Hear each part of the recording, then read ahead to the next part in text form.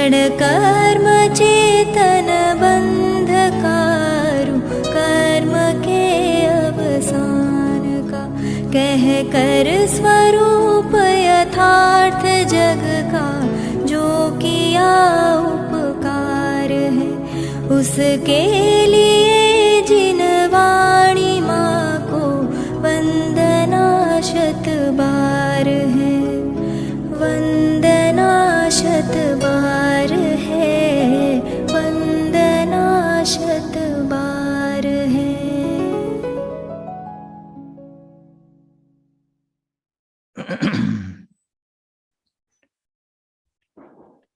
आचार्य कुंद कुंद देव विरचित समय सार परमागम, आचार्य अमृत चंद्र कृत इसकी आत्मख्याति टीका, और हम मूल से इसका सार ग्रहण करने का प्रयास कर रहे हैं।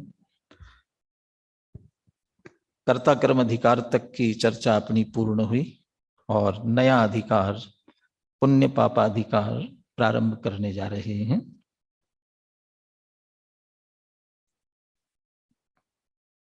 पुण्य पाप, वैसे तो 7 तत्वों के नाम की मुख्यता से अधिकारों का उल्लेख हुआ है, तो उसमें 9 तत्व जब भेद करते हैं, 7 करते हैं, जब पुण्य पाप कहाँ चले जाते हैं? आश्रव और बंध में चले जाते हैं। और जब उन्हें विशेष विश्लेषण की आवश्यकता समझ करके अलग करते हैं तो 9 पदार्थ, या यहाँ तो 9 तत्व ही कहा, 9 तत्वगतत्वेपि यदेकत्वं न मुंचति, वहाँ 9 तत्व के रूप में पुण्य पाप भी पृथक तत्व के रूप में खड़े होते हैं। क्रम क्या होना चाहिए? क्रम क्या होना चाहिए? जीव जीव आश्रव बंध संवर निर्जरा मोक्ष पुण्य पाप, जनों पदार्थों की जब भी बात आती है तो सबसे अंत में पुण्य पाप की बात की जाती है। टोडरमल जी ने भी चौथे अधिकार में जब प्रयोजनभूत तत्व और उनमें कैसा अन्यथा प्ररूपण होता है, अन्यथा मान्यता होती है, 7 तत्वों की भूल जैसे हम कहते हैं, वहां भी तत्वार सूत्र के 7 तत्वों की क्रमशः चर्चा करने के बाद फिर अंत में पुण्य पाप अलग से लिए हैं। यहाँ पुण्य पाप को बीच में ही लिया, तो ऐसा क्यों? 2-3 कारण हैं। एक कारण तो आदरणीय डॉक्टर साहब ने अनुशीलन में ये स्पष्ट किया कि ये कर्ता कर्म अधिकार का ही एक्सटेंशन है आगे। अभी तक जो बात चल रही थी वो ये चल रही थी, वर्णादि से लेकर गुणस्थान पर्यंत, या वर्णादि और रागादि, अर्थात परद्रव्य और परभाव, इनका जीव न इन रूप है न इनका स्वामी है, माने एकत्व ममत्व नहीं है, न इनका कर्ता है न भोक्ता है। इस रूप में कर्तृत्व भोक्तृत्व, जीव जीव अधिकार में एकत्व ममत्व छुड़ाया और कर्ता कर्म अधिकार में उनके प्रति कर्तृत्व और भोक्तृत्व छुड़ाया। तो जिन कर्मों के प्रति कर्तृत्व भोक्तृत्व छुड़ाया या रागादि भाव, उनकी क्या स्थिति है, तो उन्हीं की चर्चा इस पुण्य पाप अधिकार में एक तरह से करने जा रहे हैं। जिनसे भेद विज्ञान कराया तो उसमें से एक पुण्य पाप भी है, तो उनसे भी यहाँ भेद विज्ञान कराने की मुख्यता से आगे चर्चा कर रहे हैं।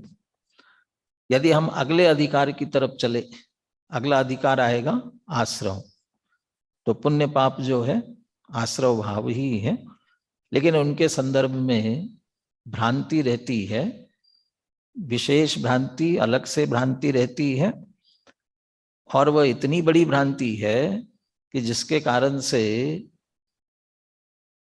मुक्ति मार्ग प्रारंभ नहीं होता, धर्म का प्रारंभ हमारा नहीं हो पाता है।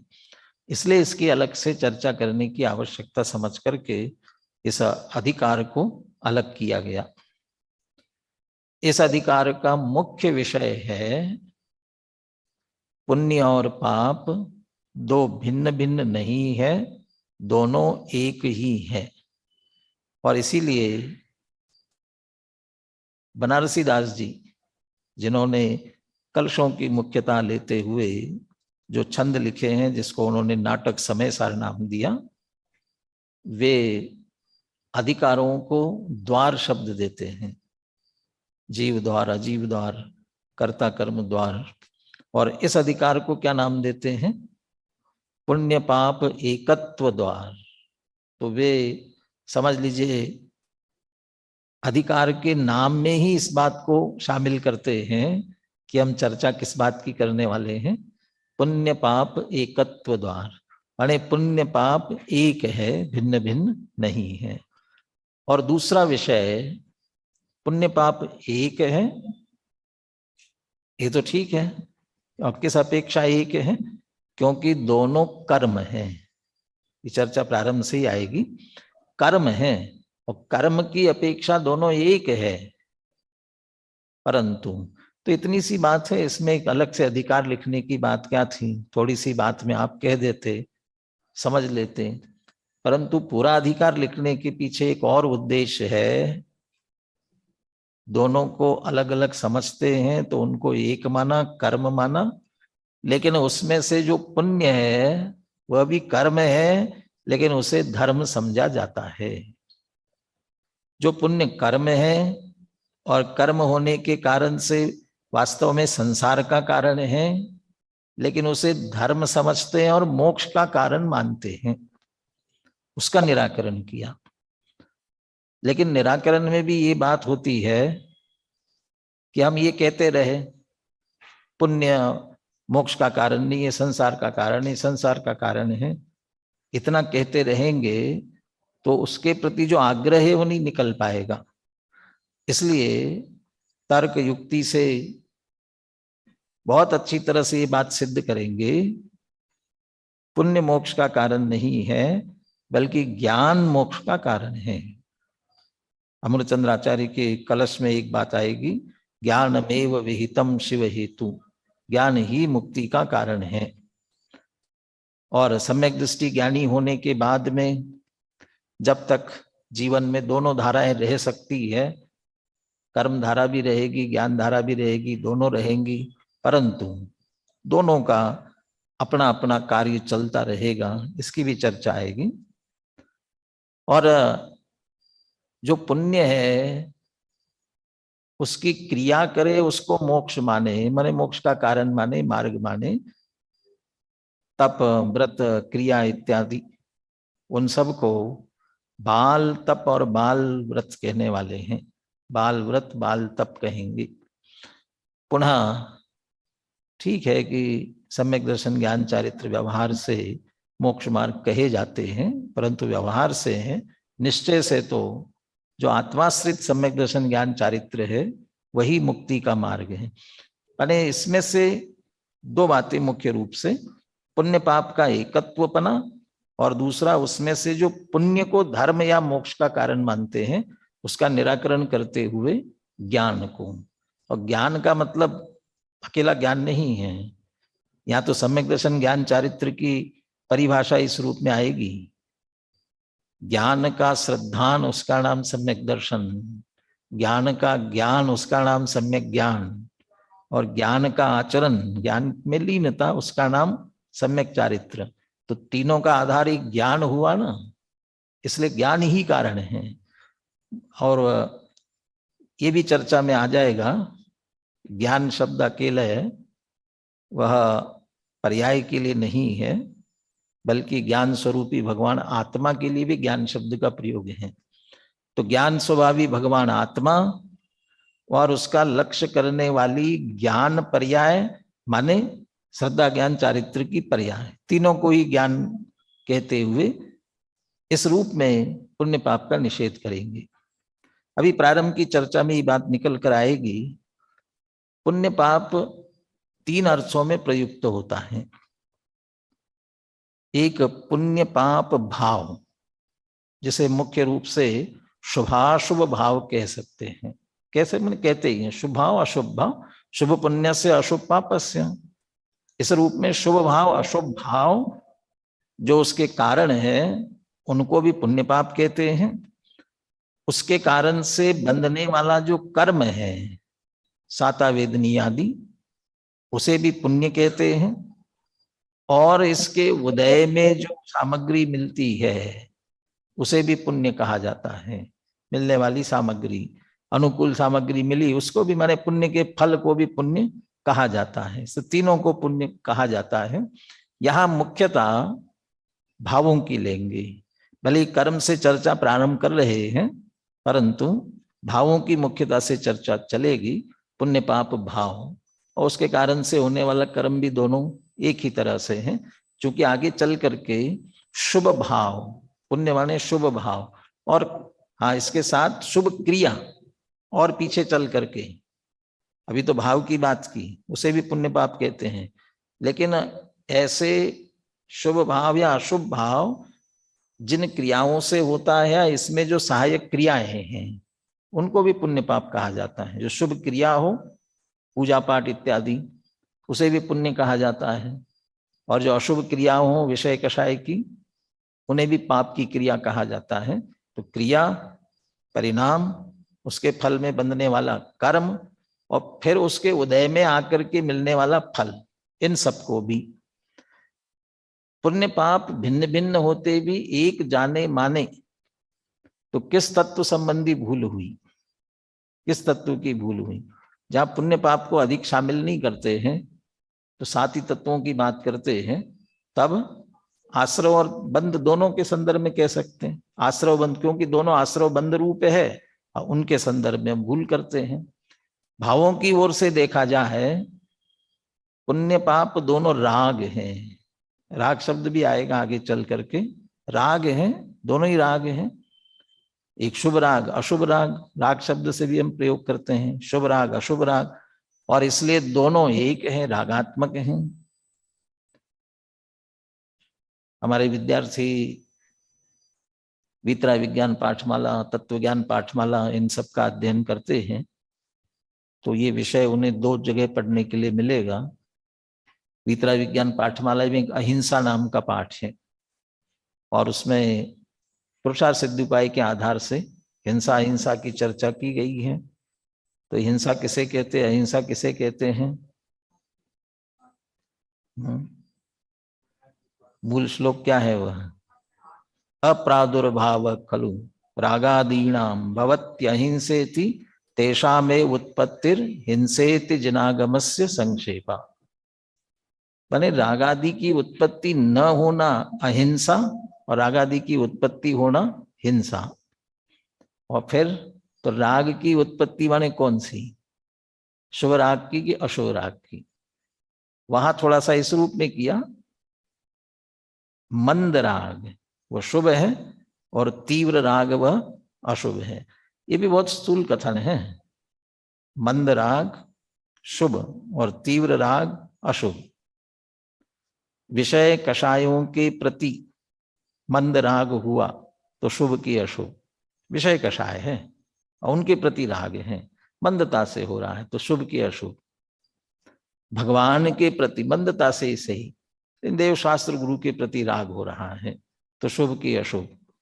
और तीव्र राग, इसको हम अशुभ कह रहे हैं, तीव्र राग देव शास्त्र गुरु के प्रति, स्वाध्याय के प्रति तीव्र राग हो रहा हो, धर्म धर्मायतन के प्रति शुभ के अशुभ, और विषय कषाय के प्रति मंद, इसलिए वह तीव्रता मंदता की जगह वहां विषय की तरफ बात चली गई। लेकिन दोनों राग हैं, और राग को जिस तरह से दोनों को हिंसा का, तीव्र हो चाहे मंद हो, शुभ हो चाहे अशुभ हो, दोनों राग हैं, तो रागात्मक रूप में वहां एक रूप में लिया, जैसे यहाँ भावात्मक रूप में उसे एक रूप में कह सकते हैं। और दूसरा पुण्य पाप, ये भी तत्व ज्ञान पाठमाला में एक पूरा पाठ है, और वहां मुख्यता से बनारसी दास जी के नाटक समय सार के आधार से वो पाठ लिया हुआ है। अब थोड़ी सी अपनी स्टाइल बदलेगी, कर्ता कर्म अधिकार की अपनी चर्चा चल रही थी, उससे थोड़ी सी स्टाइल बदलेगी। स्टाइल ये बदलेगी, अपन मूल से चलने वाले हैं, इसलिए अब थोड़ी सी चर्चा छात्रों की मुख्यता से हम बीच में बुलवा भी रहे थे उनसे, साथ में जयचंद जी छाबड़ा, पांडे राजमल जी, बनासदास जी के छंद, ये सब भी पढ़ते हुए जा रहे थे। थोड़ा उनको गौण करेंगे। अब आपको थोड़ी सी मेहनत करना पड़ेगी कि आप अनुशीलन में इन सब का संकलन दिया हुआ है, उसके माध्यम से आप अध्ययन करें। हम यहाँ कलश, गाथा, टीका, इनके माध्यम से चलते हुए चलेंगे। जहां बहुत आवश्यक लगेगा वहां पर इनका प्रयोग करेंगे। अमृतचंद्र आचार्य ने नाटक का रूप दिया है और नाटक में रंगमंच पर पात्र आते हैं, अपना नृत्य दिखाते हैं, चले जाते हैं। पीछे जीव अजीव कर्ता कर्म का वेश लेकर के आए थे, नृत्य दिखाया, सम्यक ज्ञान ने पहचान लिया तो पृथक भूतवा निष्क्रांत, पृथक होकर के चले गए थे। कर्ता कर्म, जो कर्म था उसमें से अब वो अकेला आ रहा है। लेकिन कैसे आ रहा है? देखिए ग्रंथ के प्रारंभ की पहली पंक्ति, अथ एकमेव कर्म द्विपात्री भूय पुण्य पाप रूपेण प्रविशति। अथ, अब का मतलब ये कि भाई अब ये दो अधिकार पूर्ण हो गए। अब इसके बाद में, या नाटक कह रहे हैं तो 2 अंक पूरे हो गए। ये प्रथमो अंक, द्वितीय अंक, दूसरा द्वितीय अंक ही लिखा ना पीछे कर्ता कर्म के लिए, क्योंकि वो पूर्व रंग था। द्वितीय अंक, दूसरा अंक। पूर्व रंग पीठिका को अधिकार नहीं लिया, अंक नहीं लिया, वो भूमिका पीठिका ही है। अब वो तीसरा अंक प्रारंभ हो रहा है नाटक का। तो यहाँ अथ, उसके बाद में एकमेव कर्म, एक ही कर्म, द्विपात्री भूय, 2 पात्र रूप होता हुआ, पुण्य पाप रूप। कौन से 2 पात्र? पुण्य पाप रूप से प्रवेश करता है। ये तो 2 मिलकर एक होकर के करें, ये तो आ गया समझ में। जैसा दादा उदाहरण देते हैं कि भी पहले कभी हाथी घोड़ा बैल बनना होता था तो, और ये कहाँ से लाए? तो बच्चे स्कूल में नाटक कर रहे हो तो 2 बच्चे मिलकर के, एक आगे झुक करके खड़ा हुआ, दूसरा पीछे से उसके पीठ पर हाथ रख करके खड़ा हुआ, तो दोनों के मिलकर के 4 पैर हुए। ऐसे चौपाया, हाथी, बैल इत्यादि बन जाते थे। 2 मिलकर के एक होकर के तो इस तरह से करते थे। परंतु यहाँ अब एक है और 2 बना, द्विपात्री 2 होकर के, ऐसा कैसे होगा? आजकल के जमाने में तो शंका होनी नहीं चाहिए कि डबल रोल बहुत चलते हैं। एक ही कलाकार 2-2 रोल करता है, तो 2 रोल ऐसे ही यहाँ एक ही 2 डबल रोल कर रहा है, द्विपात्री हुए। या फिर कोई एक पात्री नाटक होता है। एक पात्री का मतलब व्यक्ति एक होता है, लेकिन वही 2 पात्र बनते हुए, कभी कभी बोलते बोलते ही अकेला, आवाज में ही अंतर करते हुए बोल करके करता है, और कभी कभी आवाज के साथ साथ स्थान बदल करके भी करता है। पिता पुत्र अकेला बनता है, तो पिता बनता है तो गंभीर आवाज में और जोर से बोलते हुए, फिर पुत्र हो थोड़ा विनय से, वो पिता की जगह खड़े होके पुत्र की जगह, एक ही व्यक्ति इस तरह से भी नाटक प्रस्तुत करते हैं, तो वो भी द्विपात्री हुई। तो यहाँ एक कर्म ही 2 रूपों में आ रहा है। अब सबसे पहले 2 के रूप में तो आया, लेकिन उसकी वस्तु स्थिति को जानने वाला सम्यक ज्ञान है। सम्यक ज्ञान उसको बराबर जान लेता है, तो उसे जानने वाले सम्यक ज्ञान की महिमा करते हुए एक तरह से इस अधिकार का मंगलाचरण करते हैं। 100 नंबर का कलश है, तो इसलिए समझ लेना चाहिए कि इस कलश में जो बात कही गई है वो 100% सत्य है, 100%। अब कलश बुलवाऊंगा नहीं, बोलता हूं, आप सभी ध्यान से सुने। तदथ कर्म शुभाशुभ भेद तो द्वितयतां गतमैक्योपानयन् ग्लपित निर्भर मोहरजायम् स्वयमुदेत्यवबोध सुधा प्लवा। तदथ कर्म अब कहते हैं कर्म शुभाशुभ भेदतः द्वितयताम गतम, शुभ और अशुभ के भेद से दोपने को प्राप्त हुआ। कहाँ प्राप्त हुआ? अज्ञानियों के चित्त में, अज्ञानियों की मान्यता में। वे उन्हें अलग अलग मानने लगे। कर्म, पहले ही कह रहे कि कर्म, तो कर्म का तो कर्म एक ही हुआ ना, लेकिन शुभाशुभ के भेद से, शुभाशुभ भेदतः द्वितयताम गतम, दो पने को प्राप्त हुआ। तो वो जो दो पने को प्राप्त हुआ है, ऐक्यम उपानयन, एक पने को प्राप्त कराता हुआ, माने दोनों भिन्न भिन्न नहीं, एक ही है ऐसा सिद्ध करता हुआ। कौन?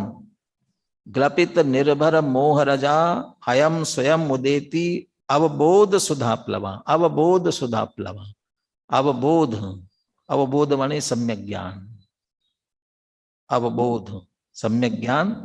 और सुधा प्लव, सुधा अमृत, प्लव माने उसे आप्लावित, अमृत से जहां जिसमें से अमृत झरता हो, माने इसको सुधा प्लव कहकर के चंद्रमा की उपमा दी है। तो सम्यक ज्ञान रूपी चंद्रमा उदित होता है, स्वयं उदेति। और कैसे? ग्लपित निर्भर मोह रजा, मोह रूपी रज को ग्लपित, दूर करता हुआ, उसका नाश करता हुआ। ग्लपित निर्भर जो दिया, अत्यंत, बहुत मोह, इसके संदर्भ में बहुत गहरा मोह पड़ा हुआ है कि दोनों भिन्न भिन्न है, दोनों अलग अलग है। तो उस मोह रज को ग्लपित, दूर करते हुए, गायब करते हुए, यह सुधा प्लवाह, बोध सुधा प्लवाह स्वयं उदेति, स्वयं अयम उदेति, अयम स्वयं उदेति, यह ज्ञान रूपी चंद्र, ज्ञान रूपी चंद्र, सुधा प्लवाह, अवबोध सुधा प्लवाह स्वयं उदेति, स्वयं ही उदित होता है। तो सम्यक ज्ञान यथार्थ जान करके प्रकट होता है। इस तरह से उस ज्ञान की महिमा की, और ज्ञान की महिमा की यही यहाँ पर एक तरह से मंगलाचरण है। श्लोकार्थ पढ़ता हूं, फिर हम सुनील जी से कलश और पद्यानुवाद सुनेंगे।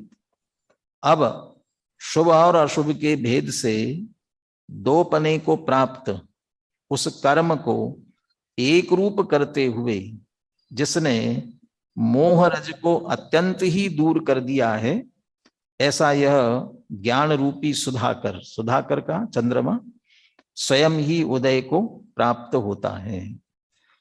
बोलिए सुनील जी मंगलाचरण।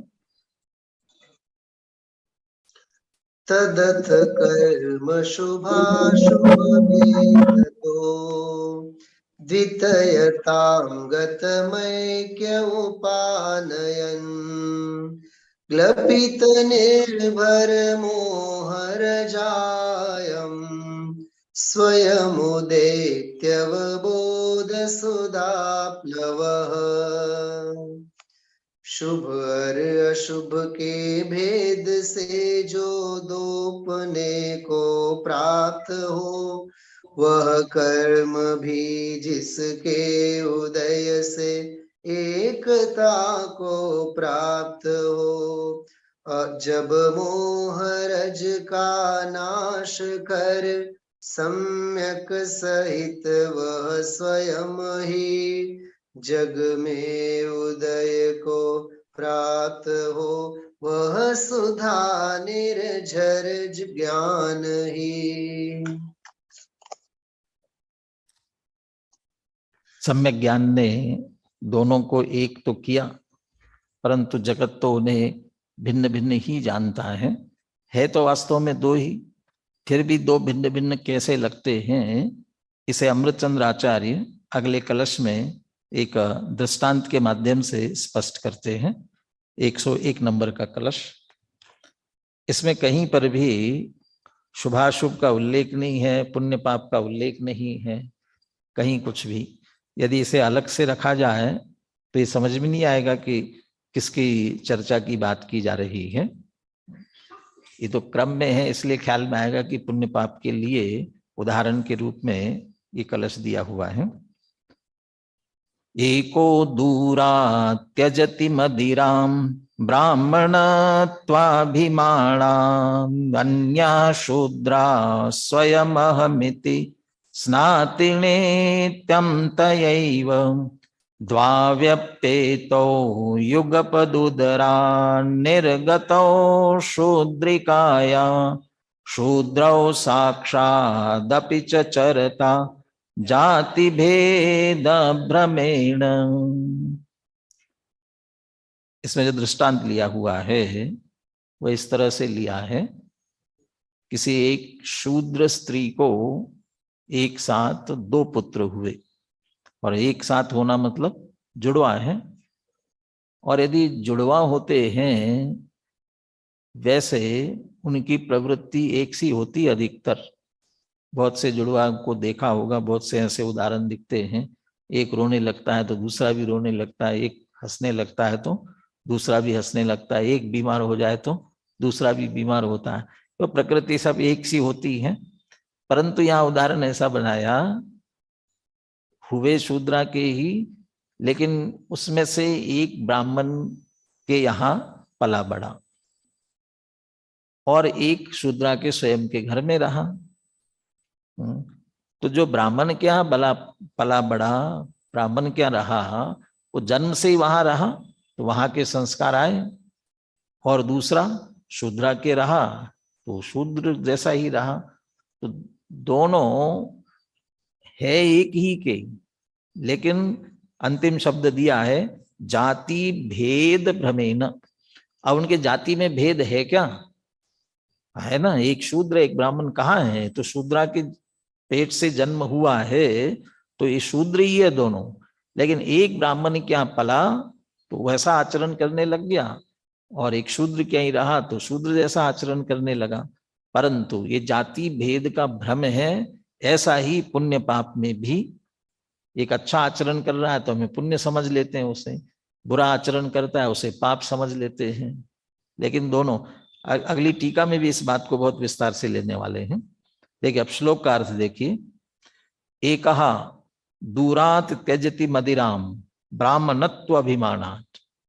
तो जिस शूद्रा के बच्चे को ब्राह्मण क्या दिया था, अब जन्म से अपने आप को ब्राह्मण समझने लगा, तो ब्राह्मणत्व के अभिमान से वह दूरात त्यजति मदिराम, मदिरा को दूर से ही त्याग देता है। ब्राह्मण है ना, बहुत पंडित विद्वान माना जाता है, देवता समझते हैं, अच्छे आचरण वाला माना जाता है, तो शराब को छूता भी नहीं है। और दूसरा, अन्यः शूद्रः स्वयं अहम इति स्नाति नित्यम तयैव। और दूसरा, मैं तो शूद्र हूं, शूद्रः स्वयं अहम, मैं तो शूद्र हूं, इति स्नाति नित्यम तयैव, ऐसा समझ करके शराब से नहाता है, शराब से नहाता, शराब में ही पड़ा रहता है, खूब पीता है। मैं तो शूद्र हूं, भले हमारा तो पीने का काम ही है, हमने कहा मना है। द्वावप्येतो युगपत उदरात निर्गतो शूद्रिकाया, लेकिन दोनों है कैसे? द्वावपि ये तो द्वपि, ये दोनों ही युगपत उदरात निर्गतो, किसके? शूद्रिकाया, शूद्रिका, शूद्र स्त्री के उदर से युगपत जन्म लिए हुए हैं, बड़े जुड़वा है। तो जुड़वा है तो दोनों एक ही जाति के हुए ना, और एक शूद्रा के पेट से ही जन्म लिया है। शूद्रौ साक्षाद अपि, है तो शूद्र ही साक्षात दोनों ही। अपिच, ऐसा होने पर भी चरतः जाति भेद भ्रमेण, जाति भेद के भ्रम के कारण चरतः माने ऐसा आचरण करते हैं। लेकिन ऐसा आचरण अलग अलग करने के कारण से दोनों अलग अलग हो गए ऐसा नहीं है तो एक के ही। ऐसे ही पुण्य और पाप दोनों ही एक कर्म जाति से ही उत्पन्न हुए हैं, कर्म जाति के ही है। बस इतना है कि एक अच्छा आचरण कर लेता है, एक बुरा आचरण करता है, और चूंकि एक अपने को अच्छा समझता है पुण्य वाला, अच्छा आचरण करता है, दूसरा अपने आप को बुरा, मैं तो पापी हूं, तो पापी है तो और पाप करने लगता है दोनों एक प्रकार के ही कर्म। तो ये उदाहरण के माध्यम से इस बात को समझाने का प्रयास किया। श्लोकार्थ पढ़ते हैं। एक तो ब्राह्मणत्व के अभिमान से दूर से ही मदिरा का त्याग करता है, उसे छूता तक नहीं, और दूसरा मैं स्वयं शूद्र हूं ऐसा मानकर नित्य मदिरा से स्नान करता है, उसी में डूबा रहता है, उसे पवित्र मानता है। यद्यपि वे दोनों ही शूद्रा के पेट से एक साथ ही उत्पन्न हुए हैं, इसलिए दोनों ही साक्षात शूद्र हैं, तथापि वे जाति भेद के भ्रम से ऐसा आचरण करते हैं।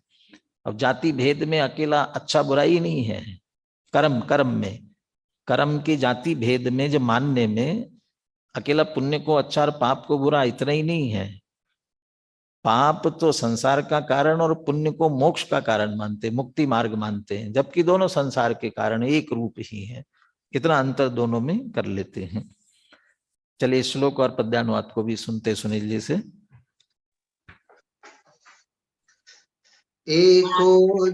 एको दूरा त्यजति मदिरां ब्राह्मणत्वाभिमानादन्यः शूद्रः स्वयमहमिति स्नाति नित्यं तयैव द्वावपेत्यो युगपदुदरा निर्गतौ शूद्रिकायाः शूद्रो साक्षादपि च चरतो जाति भेद भ्रमेण।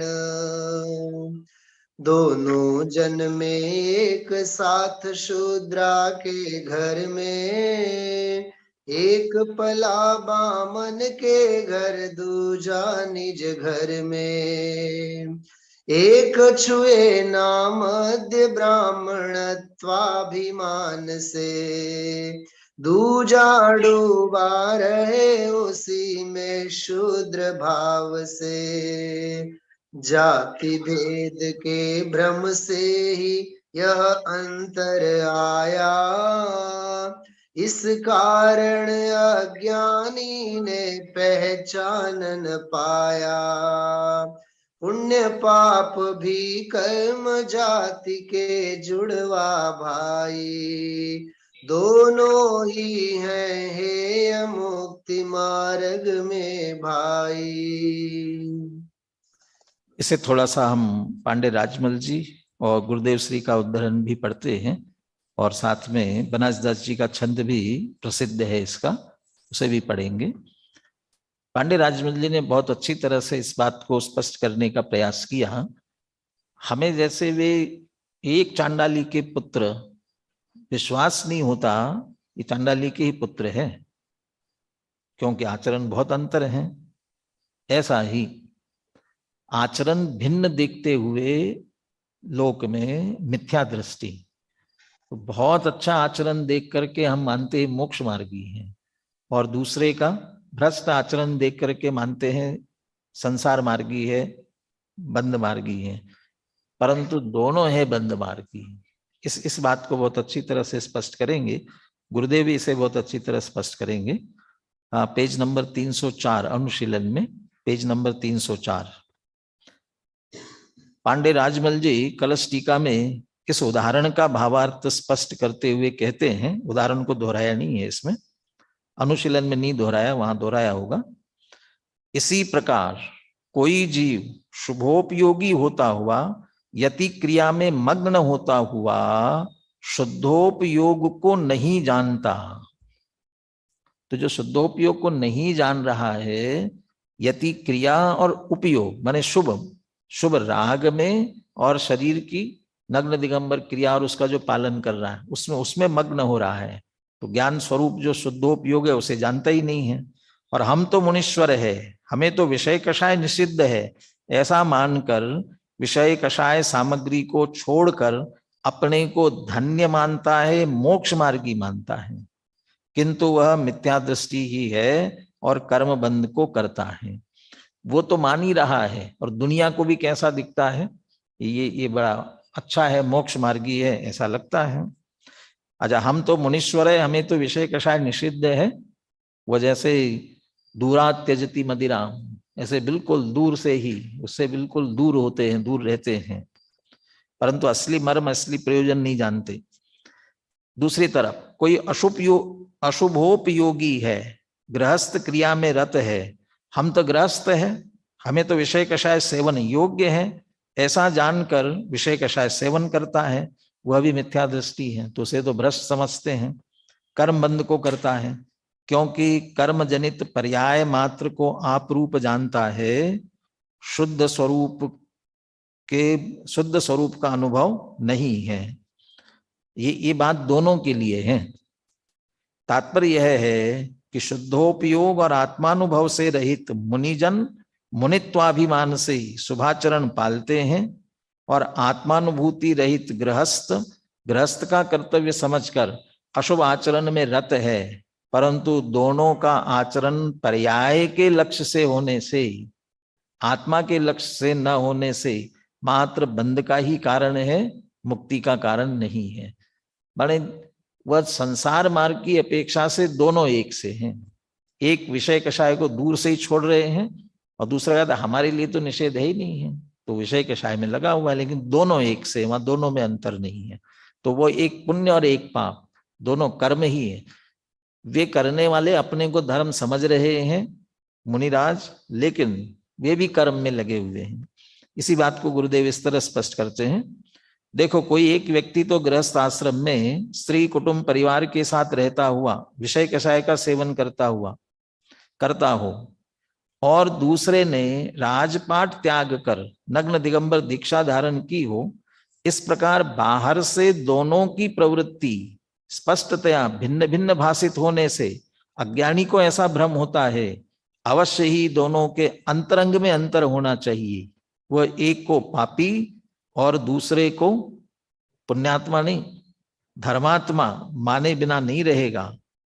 बापू, जब तक अंतर्दृष्टि नहीं हुई है, दृष्टि में चैतन्य का निधान नहीं आया, आनंद का नाथ सच्चिदानंद स्वरूप सर्वज्ञ स्वभावी प्रभु दृष्टि में नहीं आया, तब तक वस्तुतः कुछ भी अंतर नहीं पड़ा।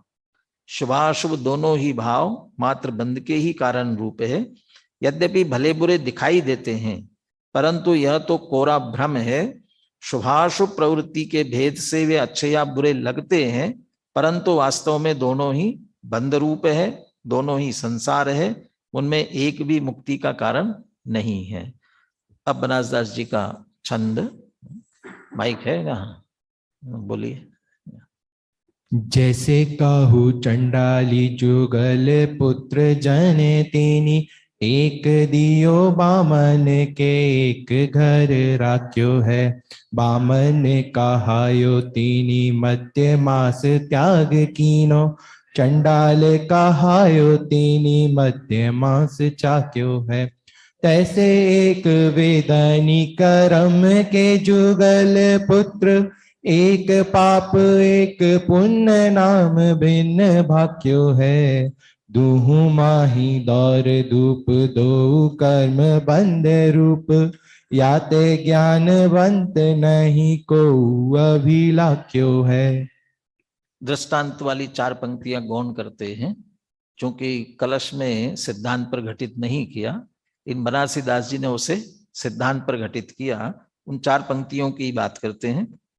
तैसे एक वेदनी कर्म के जुगल पुत्र, जैसे शूद्रा के 2 जुड़वा भाई है, ऐसे ही वेदनी कर्म, तो वेदनी कर्म के ही साता असाता ये दोनों जुड़वा पुत्र है। एक पाप एक पुण्य नाम भिन्न भाग्यो है। नाम तो अलग अलग है दोनों के नाम अलग अलग कहे गए हैं, परंतु दोनों अलग अलग नहीं हैं। क्यों? दुहु माही दौड़ धूप, दो कर्म बंध रूप, दोनों में दौड़ धूप है। काय की दौड़ धूप है? पाप में तो दौड़ धूप है ही, लेकिन पुण्य में, शुभ भाव में, क्रिया में भी और भाव में भी। अशुभ की क्रिया विषय कषाय की कर रहा है तो उसमें भी क्रिया करना पड़ेगी। शुभ की क्रिया पूजा पाठ व्रत उपवास कर रहा है तो उसमें भी क्रिया करना पड़ेगी। चाहे मुनिराज के 28 मूल गुणों का पालन है तो उसमें भी दौड़ धूप है क्रिया के रूप में। और भाव के रूप में देखा जाए आकुलता है दोनों में, एक में अधिक आकुलता है, एक में कम है, लेकिन है आकुलता दोनों में ही। पीछे जैसा कर्ता कर्म अधिकार में ही अशुचि विपरीत बंध के कारण दुखा दुख फलतीय, ये दोनों के संदर्भ में कहा गया है। और दो कर्म बंध रूप, एक चाहे पुण्याश्रव पुण्य बंद करे, पापाश्रव पाप बंद करे, लेकिन बंद ही करने वाले हैं।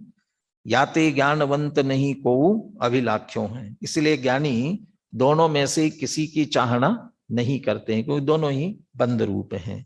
अब इसी बात को अगली 145वीं गाथा में कहते हैं, जब दोनों एक रूप है तो एक को अच्छा और एक को बुरा मानना कहाँ तक ठीक है।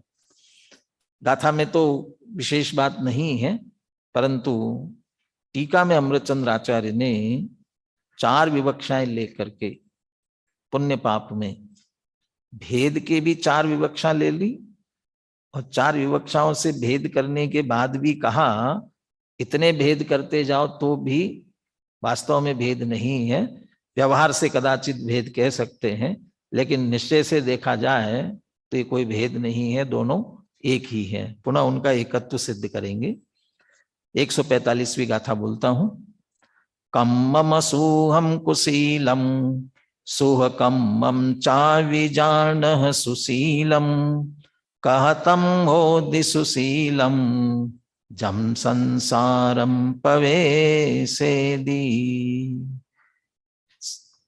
ऊपर की पंक्ति में तो ऐसा लगता है कि कुंद आचार्य कह रहे हो असुहम कम्मम कुशीलम जानः और सुह कम्मम सुशीलम जानः, माने अशुभ कर्म को कुशील जानो और शुभ कर्म को सुशील जानो। लेकिन जो जाना शब्द है ना, ये जानो आज्ञार्थक जैसा नहीं है। ये जो संस्कृत किया इसका कि जानीत, माने तुम ऐसा जानते हो, परंतु वो टोडरमल जी वाला परंतु है, और नीचे की पंक्ति से भाव लेना पड़ेगा। तो अकेली इतनी पंक्ति बोल करके कोई कहे कि देखो अमृतचंद्र कुंद आचार्य ने कह दिया है अशुभ कर्म तो कुशील है, लेकिन शुभ कर्म वो तो सुशील है, अच्छा है, ऐसा नहीं है। कम्मम असुहम कुशीलम, तुम मने पूर्व पक्ष के रूप में कह रहे हैं, तुम अशुभ कर्म को कुशील और सुह कम्मम सुशीलम और शुभ कर्म को सुशील जानते हो, परंतु कहतम ओदि सुशीलम जम संसारम पवेसेदी, जिस शुभ कर्म को तुम सुशील जान रहे हो वो सुशील हो कैसे सकता है? क्यों? जम संसारम पवेसेदी, जो संसार में प्रवेश करा रहा है, तुम्हें दुख में डालने वाला है, तुम्हारे स्वभाव से विपरीत ले जाने वाला है, तो सुशील कैसे हो सकता है, अच्छा कैसे हो सकता है? माने एक मुख्य तर्क कुंद आचार्य का, और आगे उदाहरण से कहने वाले हैं। कल 4 गाथाएं एक साथ लेंगे, उसमें उदाहरण देने वाले हैं। सोने की बेड़ी और लोहे की बेड़ी, वो सोना लोहा दिखता है लेकिन बेड़ी नहीं दिखती। ऐसा पुण्य पाप, आचरण, क्रिया और साथ में फल, ये सभी लेने वाले हैं टीका में। ये अज्ञानी को सारे अंतर दिखते हैं, परंतु ज्ञानी देखते हैं या दोनों का फल तो संसार है, संसारम पवेसेदी। इस तर्क के आधार से वो कह रहे हैं। ये तो निश्चय की चर्चा, स्वाध्याय सोनगढ़ से परंपरा प्रारंभ हुई, इसलिए इसकी चर्चा प्रारंभ हुई, नहीं तो कोई चर्चा करता ही नहीं था। ये तो दुनिया में तो बस पाप मत करो पुण्य करो, सामान्य जनता तो इतना ही समझती है, ऐसा समझ करके भाई इतना ही चलता, यही धर्म है, पाप मत करो पुण्य करो। तो एक भजन भी आता है ना, हमको मानव जन्म मिला, पुण्य करो या पाप करो, हमको मानव जन्म मिला। बहुत सारे उदाहरण दिए गए, जिसने पुण्य किया उसको कैसे कैसे ठाट बाट मिले, जिसने पाप किया उसको कैसे दुर्गति हुई उसकी।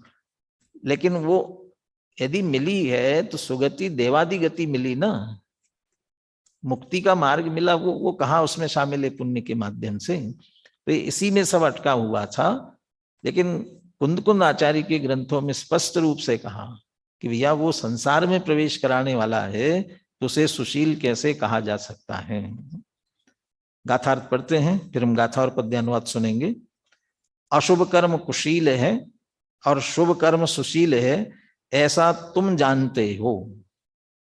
अब ये इतनी बात कही ना कुंद आचार्य ने, तो तुम जानते हो, तो अज्ञानी की तरफ से अमृतचंद्र आचार्य 4 तर्क दे करके एक को अच्छा एक को बुरा सिद्ध करेंगे। किंतु जो जीवों को संसार में प्रवेश कराए वे सुशील कैसे हो सकते हैं? तो पुण्य सुशील नहीं है तो क्या है? ये कुशील है। इसका मतलब दोनों ही क्या है? कुशील है। बोले गाथा और पद्यानुवाद। कम्मम सुहम कुशीलम सुहकम मम चाविजानः सुशीलम कहतं होदि सुशीलम जम संसारम पवेसेदि। सुशील है शुभ कर्म और अशुभ कर्म कुशील है, संसार के हैं हेतु वे कैसे कहें कि सुशील है। देखिए टीका अभी पहले अंत में संस्कृत में तो एक ही पंक्ति लिखी, मैंने एक ही वाक्य किया, फुल स्टॉप जहां आया ना, या अंत में जाकर के लिखा केशांचित किल पक्षः, ये किसी का पक्ष है, कोई ऐसा कहता है, तो वहां जाकर के ये न पढ़े ना और प्रारंभ से पढ़ने लगे तो ऐसा लगेगा अमृतचंद्र आचार्य भी कहना चाहते दोनों अलग अलग हैं। इसलिए पूरा पढ़ करके भाव निकालना चाहिए। हमें भी समझना चाहिए ना दोनों में अंतर है क्या, किस कारण से है।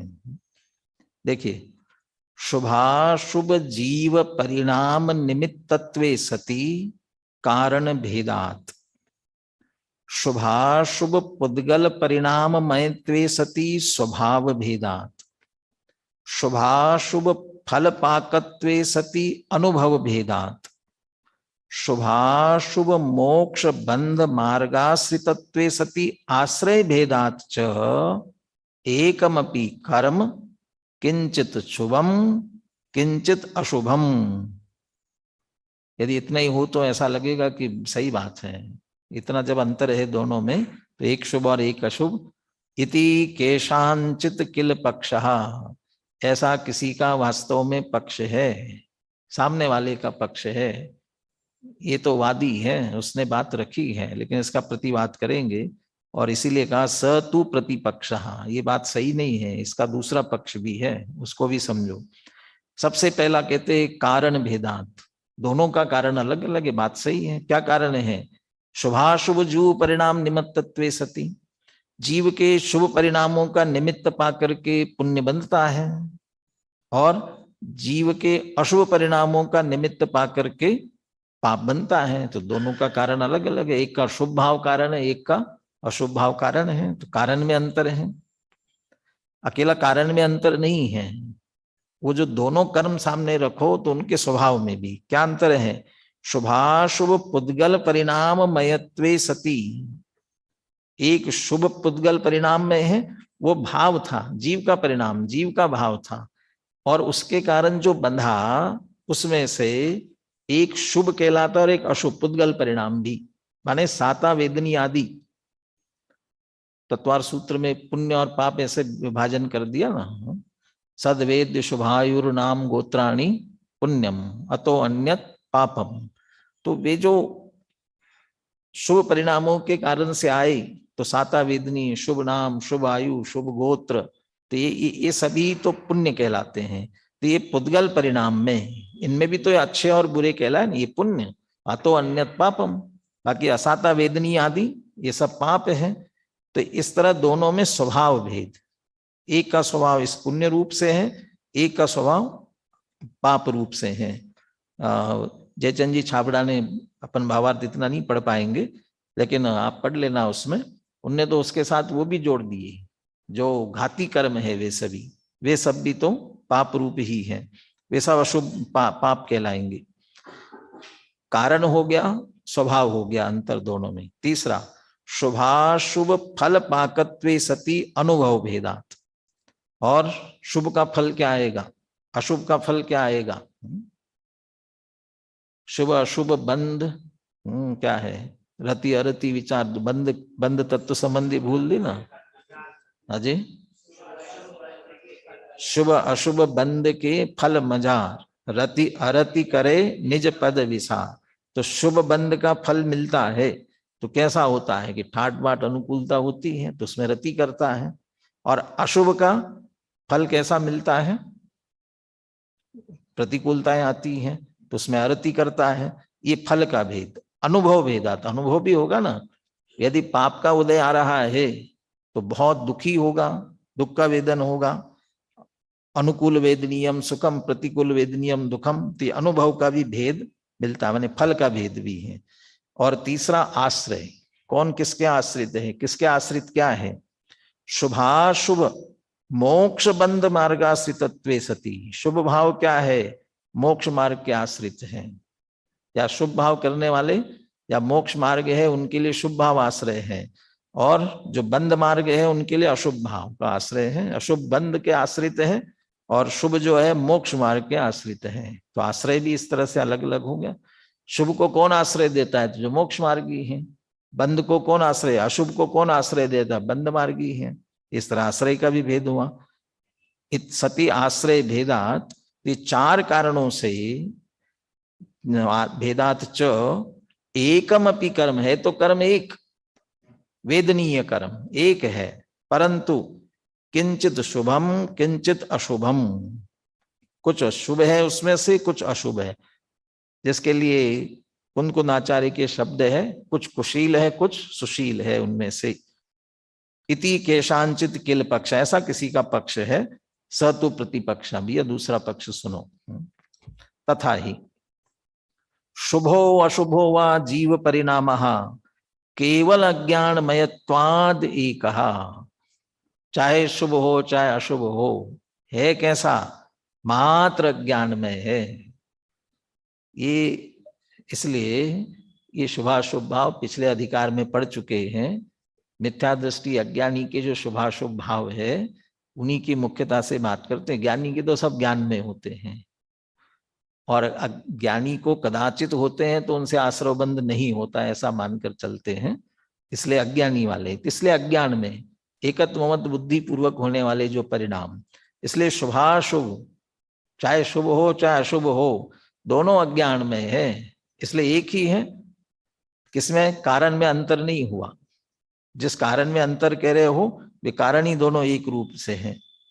तद एकत्वे सती कारण अभेदात एकम कर्म। अभी तो वहां चारों एक साथ लेकर के दोनों को अलग अलग कह दिया था, लेकिन यहाँ 4 बार कहेंगे भैया दोनों अलग अलग नहीं है, एक है, क्योंकि मान्यता विपरीत पड़ी ना निकालने के लिए। तद एकत्वे सती कारण अभेदात, जो जीव के जो शुभाशुभ भाव है वे भी दोनों एक रूप ही होने के कारण से, कारण के कारण जो भेद कह रहे थे वो कारण में भेद नहीं रहा, इसलिए एक ही कर्म हुआ। अब दूसरा, शुभो अशुभो वा पुद्गल परिणाम केवल पुद्गलमयत्वाद एकहा। लेकिन उससे जो कर्म का बंध हुआ ना, चाहे साता वेदनी असाता वेदनी, और साता होने के कारण से तुमने उसे शुभ कह दिया, अच्छा कह दिया, और असाता वेदनी को बुरा कह दिया, लेकिन है तो दोनों पुद्गल ही, जड़ ही है, पुद्गल परिणाममय ही है, केवल पुद्गलमयत्वाद एकहा। तद एकत्वे सती स्वभाव भेदात, स्वभाव अभेदात, स्वभाव अभेदात एकम कर्म। स्वभाव का अलग अलग हुआ, जड़ स्वभावी तो है, दोनों पुद्गल ही है, तो पुद्गल है तो स्वभाव में भी भेद नहीं हुआ, इसलिए वह कर्म एक ही है। फिर शुभो अशुभो वा फल पाकहा केवल पुद्गलमयत्वाद एकहा। चाहे वो फल जो आया ना, अब यहां समझ लो पुद्गल विपाकी मान करके कह रहे हो कि शुभ या अशुभ, वो जो फल मिला वो क्या मिला, ठाट बाट मिला तो बाहर, प्रतिकूलता मिली तो सब बाहर ही है। तो वो जो उदय में आने पर फल मिला वह भी केवल पुद्गलमयत्वात् एका, वह भी पुद्गलमय ही है। पुण्य पाप फल माही हरख विलको मत भाई, और यह पुद्गल पर जाए उपजी विन से फिर थाई। फिर थाई की जगह कुछ और भी, थिर नाही, थिर नाही ऐसा भी कहते हैं ना, उपजे विन से थिर नाही, तो वो दोनों को ही। पुण्य पाप फलमाई हरक विलखो मत भाई, यह पुद्गल पर जाए। दोनों पुद्गल की पर्याय हैं, उत्पन्न होती नष्ट होती है, क्यों उसमें रचते हो। तो ये दोनों एक है, पुद्गल में ही का फल को भी पुद्गलमय होने से केवल पुद्गलमयत्वाते कहा। तद एकत्वे सती अनुभव अभेदात एकम कर्म, अनुभव की अपेक्षा। ये तो अज्ञानी जगत एक को सुख रूप एक को दुख रूप मानता है, लेकिन वो जो बाहर का सुख है साता वेदनी आदि से उत्पन्न होने वाला, प्रवचन सार में उसे भी दुख ही सिद्ध किया ना। इंद्रियों से ही भोगने में आने वाला सुख है, वो भी सुख का है, दुख ही, अनुभव भी एक सही, दोनों में आकुलता वाला ही अनुभव आने वाला है। अब आश्रय शुभाशुभ मोक्ष बंध मार्गौ तु प्रत्येकम केवलम जीव पुद्गलमयत्वाद अनेकौ। अब यहां बदल लिया, एक एक कह रहे थे ना, अब यहां अनेक कह रहे हैं। ये कह रहे हैं एक अच्छा है एक बुरा है, परंतु जो शुभ मोक्ष मार्ग है वह तो केवल जीवमयत्वात्, वो मात्र जीव में है। आगे मोक्ष मार्ग को, मोक्ष का कारण जो है ना, वह एक हेतु देंगे। जिस द्रव्य में कार्य होना होता है उसका कारण भी उसी द्रव्य में होता है और उसी द्रव्य रूप होता है। तो मुक्ति किसे मिलनी है कि जीव को, तो उसका कारण जीव ही होगा। ये बाह्य के व्रत क्रियादिक शरीर की क्रिया नहीं हो सकती, और उसका भी स्वभाव होगा, विभाव नहीं हो सकता।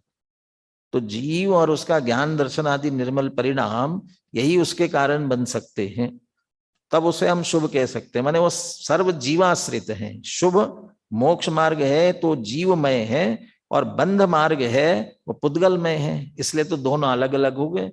तुम कह रहे थे दोनों का आश्रय एक है, लेकिन दोनों का आश्रय एक नहीं है।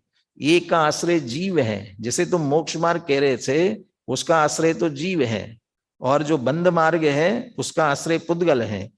तद अनेकत्वे सत्यपि, यह आश्रय की अनेकता होने पर भी केवल पुद्गलमयत्वात् बंध मार्ग आश्रितत्वेन आश्रय अभेदात एकम कर्म। तुम एक को मोक्ष मार्ग और एक को बंध मार्ग समझ रहे थे और ऐसा आश्रय का अलग कह रहे थे, परंतु वो जो तुम्हारा पुण्य पाप है दोनों ही एक पुद्गलमय है, बंध के आश्रित है, और बंध के आश्रित होने से उसका आश्रय भी एक ही है। और कौन आश्रय है? वो पुद्गल ही है। इस कारण से कर्म एक ही है, दो नहीं है, और चारों में ही पुद्गल ही उसे सिद्ध किया। वो पीछे का जो शुभाशुभ भाव वाला है ना, वो भी आध्यात्मिक दृष्टि से पुद्गल है कारण, उससे बंधने वाला कर्म वो भी पुद्गल है, उसके आने वाला फल वो भी पुद्गल है, और उसके कारण से बंध ही होता है, बंध मार्ग ही उसका आश्रय है, उस हिसाब से आश्रय भी पुद्गल ही है। गुरुदेव तो वो बात भी लेते हैं ना, जिस भाव से तीर्थंकर प्रकृति बंधे वह भाव भी जड़ है, माने पर का ही है, वह आश्रय योग्य नहीं है, हे ही है। तीर्थंकर प्रकृति तीन जगह जिन कारणों से बनती है, षोडश कारणादि भाव, वे भी भाव कर्म हैं। उनसे जो तीर्थंकर प्रकृति नाम का कर्म बंधा वो द्रव्य कर्म है, और उदय में आने पर क्या मिला? समो शरणादि विभूति हुई, बाहर का ठाट बाट, वो नो कर्म है, माने सब कर्म ही कर्म है उसमें। तो ये पुण्य पाप जो है दोनों इस तरह से कर्म ही है।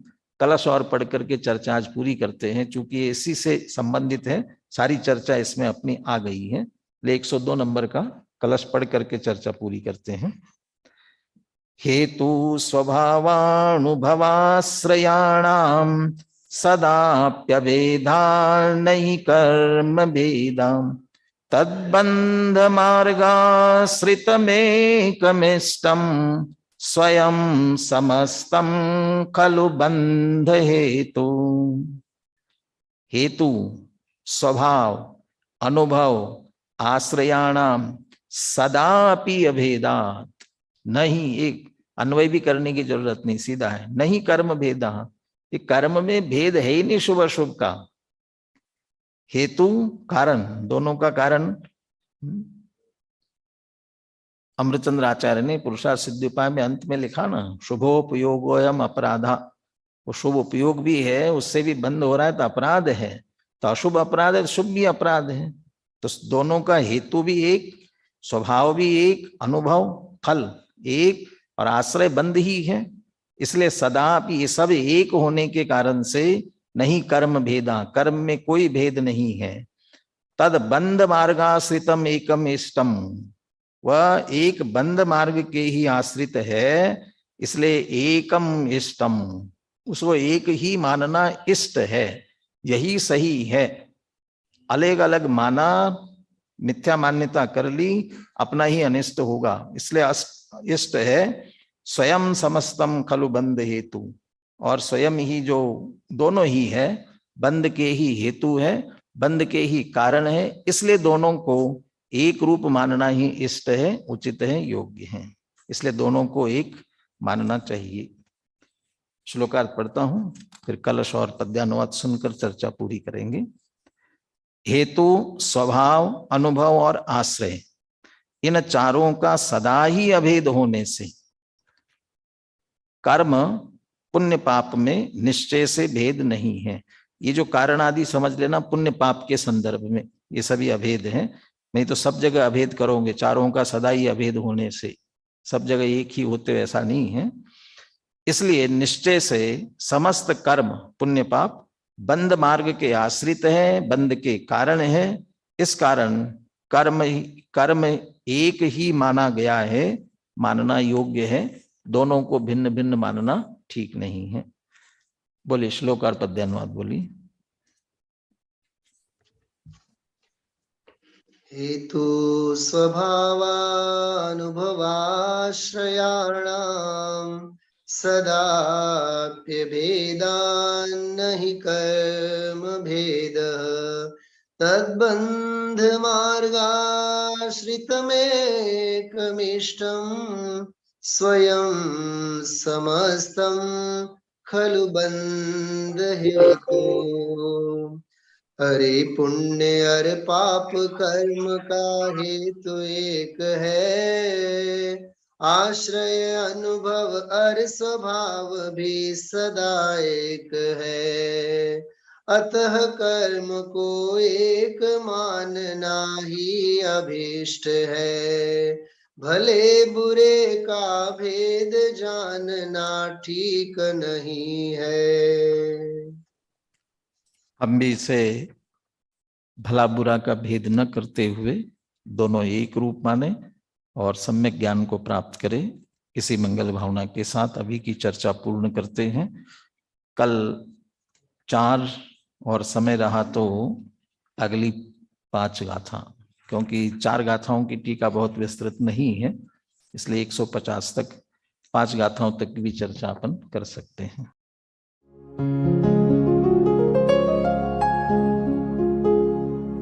निज निधि निज में बताए, यह अनंत उपकार है उसके लिए जिन वाणी माँ को वंदना शत बार है, वंदना शत बार है, वंदना शत बार है।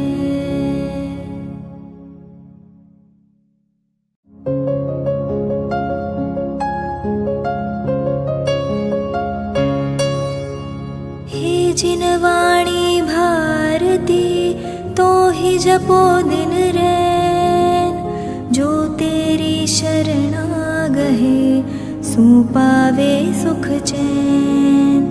जा वाणी के ज्ञान दे सूझे लोकालोक, सो वाणी मस्तक नवो सदा देत हो ढोक, सदा देत हो ढोक।